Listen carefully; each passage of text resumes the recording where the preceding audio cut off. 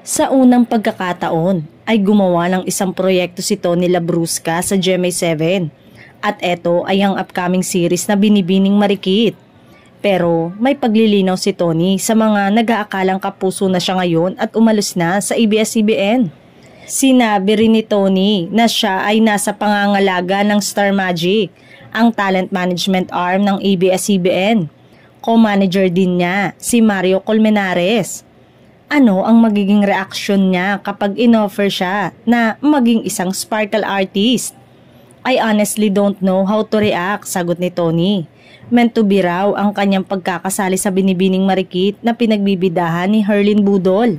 Kasi pwede naman sila mag-no, pwede silang humindi, ire-respect ko naman yung mga boss ko, tukoy ni Tony sa pagpapaalam niya sa ABS-CBN management.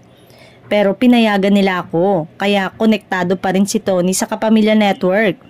Ano ang magiging reaction niya kapag inoffer siya na maging isang sparkle artist? Hindi ko po alam kung ano, sagot ni Tony. Sa ngayon, I just wanna focus on what's been given to me.